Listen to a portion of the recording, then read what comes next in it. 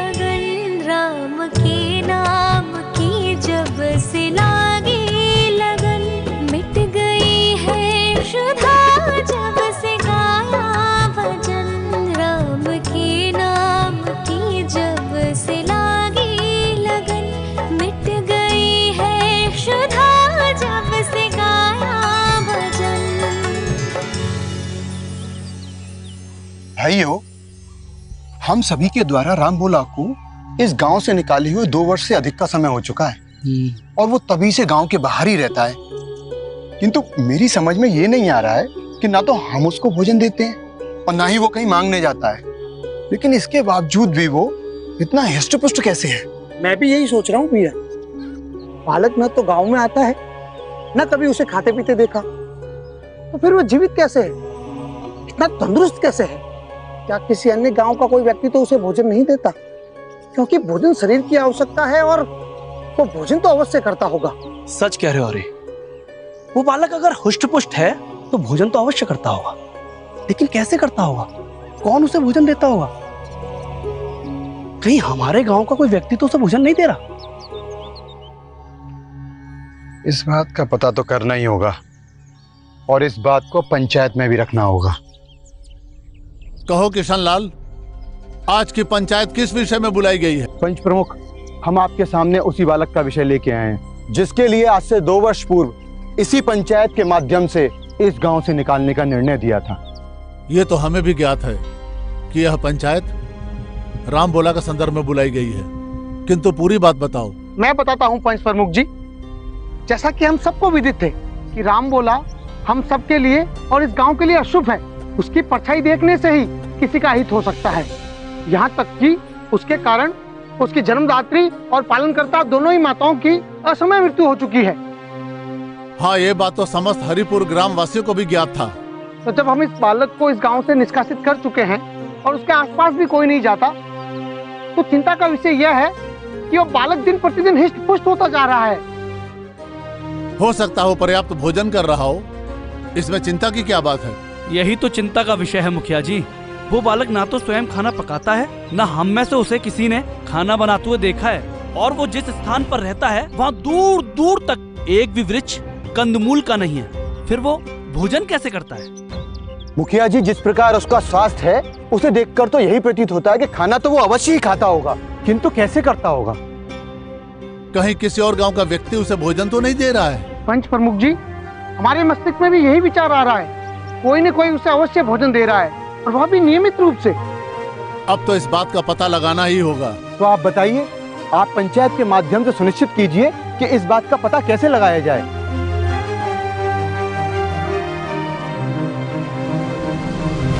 यहाँ पर गांव के सभी लोग उपस्थित हैं। इस विषय में किसी का कोई सुझाव है? पंच प्रमुख, मैं इस विषय पे आपसे कुछ कहना चाहती हूँ। कहो, क्या कहना है तुम्हें? मेरे खेत खलियान भी वहीं पर हैं, जहाँ बालक रामबोला का निवास है। क्योंकि वो अशुभ है, इसलिए अब तक मैंने उसकी ओर देखा नहीं, किंतु अब मैं पता लगाना चाहती हूँ कि आखिर कौन है जो उसको भोजन खिलाता है। ये तो इस विषय का निवारण ही मिल गया। उसके लिए भोजन लेकर जाने वाले का पता लगते ही हम उस पर उचित कार्रवाई करेंगे। उससे पूर्व हम एक और बात कहना चाहते हैं। यदि रामबोला के लिए भोजन का प्रबंध करने वाला कोई हरिपुर का ही व्यक्ति है तो वो यही अपनी सच्चाई स्वीकार कर ले। हम आश्वासन देते हैं उसके खिलाफ कोई कार्रवाई नहीं होगी, किंतु उसके सच्चाई पकड़े जाने के पश्चात सामने आई तो उसके खिलाफ कठोर कार्रवाई की जाएगी, यहाँ तक कि उसका इस गांव से निष्कासन भी कर दिया जाएगा।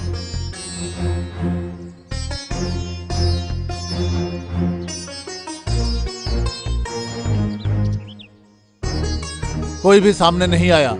आशा करता हूँ ऐसा ही हो, अन्यथा परिणाम भुगतने के लिए तैयार रहे। क्षमा, तुम आज ही रामबोला की सच्चाई का पता करो। हम सब कल पुनः यहीं पर इकट्ठे होंगे। जी मुखिया जी।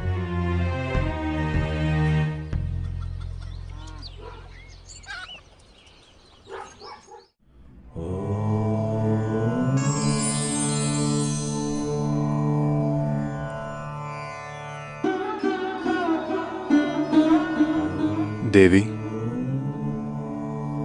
लगता है अब शीघ्र ही माता और पुत्र के मिलन का समय समाप्त होने वाला है, क्योंकि कुछ ऐसा घटित होने जा रहा है जिससे विधि का विधान पुनः परिवर्तन की ओर अग्रसर है। मैं आपका कथन नहीं समझ पा रही हूँ महादेव। आप कौन सी विधि के कौन से विधान की बात कर रहे हैं? आप भी तो जगत जननी हैं देवी, आपको भी सब कुछ ज्ञात है, परंतु पुत्र मोह और ममता के कारण आपका ध्यान उस ओर नहीं जा रहा है। मुझे भी भान है कि सब कुछ आपकी इच्छा से ही घटित होता है। यदि आप मेरे पुत्र के बारे में बात कर रहे हैं तो मैं इतना अवश्य कहूंगी कि उसका जीवन अब मैं संकट में नहीं देख सकती। बाल्यकाल में ही उसने इतने कष्ट सहन किए हैं कि अब और अधिक पीड़ा और कष्ट में मैं उसे नहीं देख सकती। सुख और दुख तो मृत्यु लोक की माया है। मनुष्य जन्म लेकर इन दोनों के प्रभाव से कोई बच पाया है भला? जीवन का चक्र ऐसा ही होता है। जब कोई महानता की ओर अग्रसर होता है तो उसके भाग्य में कष्ट भी अधिक होते हैं। ये परीक्षाएं ही तो मनुष्य को परिपक्वता की ओर लेकर जाती हैं। स्वामी, मैं आपकी बात से अनभिज्ञ नहीं हूँ, किंतु मैं इतना अवश्य कहना चाहूंगी, यदि पुत्र कष्ट में हो तो माता को भी कष्ट होना स्वाभाविक है। तुम्हारा यही पुत्र एक दिन तुम्हें गौरवान्वित होने का अवसर देगा गौरी। राम कृष्ण हरि बोल, राम कृष्ण हरि बोल, राम कृष्ण हरि बोल, राम कृष्ण हरि बोल।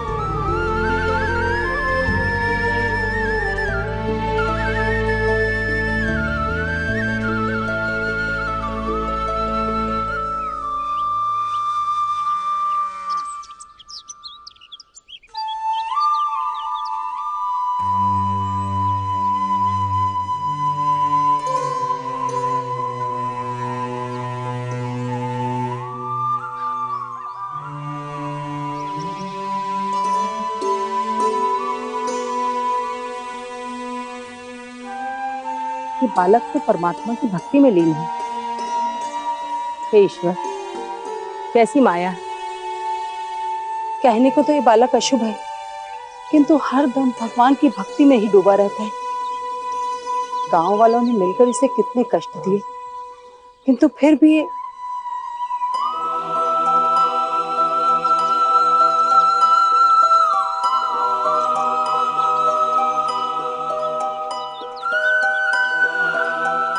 महिला कौन है? हरि बोल, राम कृष्ण हरि बोल। अपने गांव की तो नहीं लगती। इसके हाथों में तो भोजन की थाली, वो भी पकवानों से भरी हुई।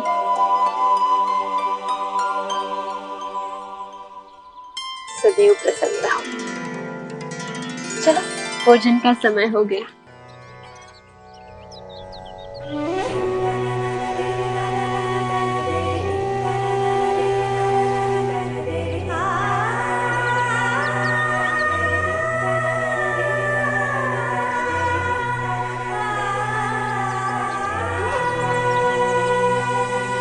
कौन है ये महिला?